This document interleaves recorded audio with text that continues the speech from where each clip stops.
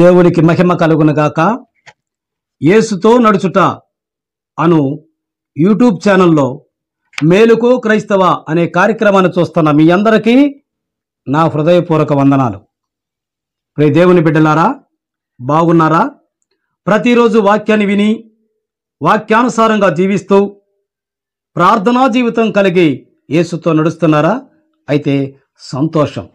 ప్రియ దేవుని బిడ్డలారా, ఈరోజు మన వాక్యము గలతీలకు రాసిన పత్రిక 5వ అధ్యాయము 1వ వచనము.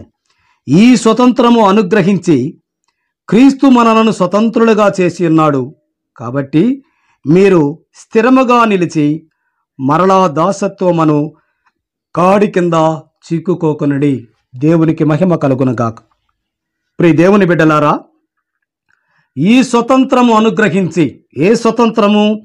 ప్రభు అయిన యేసు క్రీస్తు పరలోక రాజ్యానికి మనకి స్వతంత్రాన్ని ఇచ్చాడు. పరలోక రాజ్యానికి స్వతంత్రం ఇచ్చిన మనల్ని మరలా దాస్యత్వము అని కాడి కింద చిక్కుకోకూడదు. దాస్యత్వము అంటే పాపలోకము, భ్రష్టత్వమైన లోకము. ఈ లోకములో మనము చిక్కుకోకూడదు. మొదట మనం ఈ లోకములోనే ఉన్నాము. అంధకార సంబంధమైన అధికారము నుండి మనల్ని వెలుగులోకి తెచ్చాడు. పాపులమైన మనల్ని, దుర్మార్గులమైన మనల్ని, భ్రష్టులమైన మనల్ని, నీచులమైన మనల్ని, నిష్కృష్టమైన మనల్ని తన రక్త ప్రోక్షణ ద్వారా, తన సువార్త, మరణము, సమాధి, పునరుద్ధాననే సువార్త ద్వారా ఆయన రక్తముతో మనల్ని కడిగి పరిశుద్ధులను చేసి మన బురదని, మన మరకలని, మన డాగులను అన్నిటినీ కడిగి వేసి పరిశుద్ధంగా మనల్ని వెలుగులోకి తెచ్చాడు. పరిశుద్ధులమైన మనము మరలా ఆ బురదలో పడకూడదు, లోకమనే బురదలో పడకూడదు. స్వతంత్రాన్ని ఇచ్చాడు మనకి పరలోక రాజ్యానికి. ఆ స్వతంత్రాన్ని మనం పోగొట్టుకోకూడదు. కాడి మీద చెయ్యి వేశాము, మరలా వెనుకకు తట్టు తిరగకూడదు.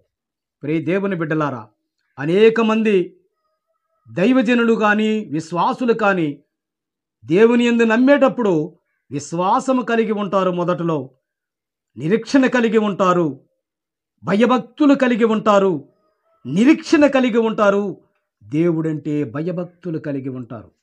కానీ కొన్నాళ్ళ తర్వాత మరలా వెనక దాసత్వం అనే కాడి కిందక చిక్కుకుంటున్నారు.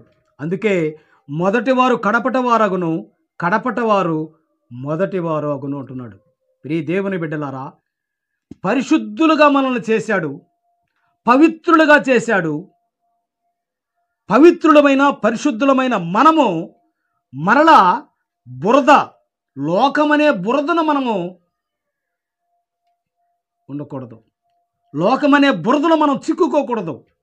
ఆ పాపపు కోపంలో మనం చిక్కుకోకుండా మన బ్రతుకు దినములన్నీ కూడా స్వతంత్రముగానే గురి కలిగి, దేవుని యందు గురి కలిగి మనం బ్రతకాలి. ఆ బ్రతికే కావాలి. మరలా దాస్యత్వం అనే కాడి కింద చిక్కుకోకూడదు. ప్రభు అయిన క్రీస్తు తాను పుట్టి ఆయన 33.5 సంవత్సరాలు పరిచర్య చేసి మన కోసము, మన భ్రష్టత్వమైన, పాపులమైన, మన హేయములైన అన్ని పాపాలని ఆయన నెత్తిన వేసుకొని మనల్ని పరిశుద్ధులుగా చేయాలని, పరిశుద్ధుడైన, ఐశ్వర్యవంతుడైన తాను రిక్తుడయ్యి మన పాపాల నిమిత్తం తాను చనిపోయి మనల్ని బ్రతికించి స్వతంత్రునిగా చేశారు.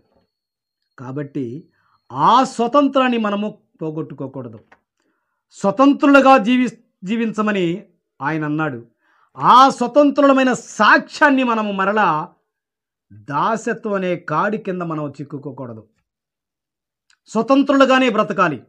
అదే సాక్ష్యముతో మనము బ్రతుకు దినములన్నీ కూడా దేవుని యందు నిరీక్షణ కలిగి, భయభక్తులు కలిగి, మొదట ఏ విధంగా అయితే మన ప్రవర్తన ఉంటుందో అలాగూ ఆ ప్రవర్తన పోకుండా, అలాగూ భయపడుతూ ఆ సాక్ష్యాన్ని కాపాడుకుంటూ మనమందరం కూడా దేవుని యందు నిరీక్షణ కలిగి పరలోక రాజ్యానికి మనము గురి కలిగి మనమందరం జీవించే వారిలాగా ఉండాలి. ప్రియ దేవుని బిడ్డలారా, అనేక మంది మనము దాస్యత్వనే కాడి కింద చిక్కుకుంటూనే ఉన్నారు. ఎందుకంటే సాతాను చాలా తెలివి కలిగిన వాడు. ముందుగా విశ్వాసులమైన క్రైస్తవులనే వాడు పట్టుకునేది. కాబట్టి చాలా జాగ్రత్తగా దాస్యత్వం అనే కాడి కింద చిక్కుకోకొనుకుడి అని చెప్తుంది లేఖనం. చూడండి ప్రియ దేవుని బిడ్డలారా, ప్రతిరోజు లేఖనాన్ని వినాలి, ఆ లేఖనంలోని సత్యాన్ని గ్రహించుకోవాలి. అలాగూ నడుచుకున్నటకు మనం ప్రతిరోజు ఆయతపరచాలి మన హృదయాన్ని. ప్రతిరోజు ఎలాగైతే మనం భోజనం చేస్తున్న పాత్రని ఎలాగ రోజు కడుక్కొని వండుకొని తింటామో అలాగే మన పాపాన్ని ప్రతిరోజు కడుక్కుంటూ దేవుని యందు ఆయన స్వతంత్రాన్ని పోగొట్టుకోకుండా సాక్షిగా మనం జీవించాలి. అట్టి కృప మనందరికీ కలుగునుగాక. ఆమెన్. చిన్న ప్రార్థన చేసుకుందాం. మహోన్నతుడా, నా ప్రియమైన తండ్రి, నీ పాదాలకు వందనాలు నాయనా. గడిచిన కాలమంతయు మమ్మల్ని కాచి కాపాడినందుకు స్తుతులు స్తోత్రములు చెల్లిస్తున్నాము తండ్రి. ఇదిగో నాయనా, రక్షణ తీసుకున్న మొదటి దినంలో ఎలాగైతే మేము నీ యందు విశ్వాసము కలిగి, భయభక్తులు కలిగి, నిరీక్షణ కలిగి, నీ యందే గురి కలిగి ఉన్నాము, అలాగున నడుచుటకు మా హృదయాన్ని నీ వాక్యముతో ఆయుధపరచు నా తండ్రి.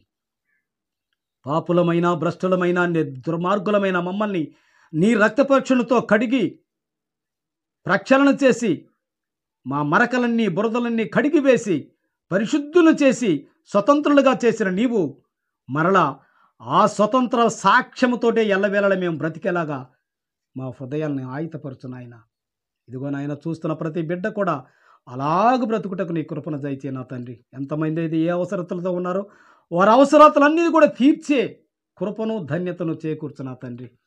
నాయనా, నీ యందు నా తండ్రి నువ్వు స్వతంత్రం మాకు ఇచ్చి ఉన్నావు కనుక నా తండ్రి, అందుకు నీకు కృతజ్ఞతాస్తుతులు చెల్లిస్తున్నావు తండ్రి. ఆ స్వతంత్రాన్ని మేము పోగొట్టుకోకుండా కడ వరకు మా బ్రతుకు దినములన్నీ కూడా నీ యందు భయభక్తులుగా నడుచుకొని నీ రాజ్యాన్ని మేము స్వతంత్రించుకునే కృపను ధన్యతను చేకూర్చమని నజరేయుడైన యేసుక్రీస్తు నామమున అడిగి వేడుకుంటున్నాము తండ్రి. ఆమెన్. మంచిదండి. దేవుని చిత్తమైతే మరలా కలుసుకుందాం. అంతవరకు సెలవు. మీ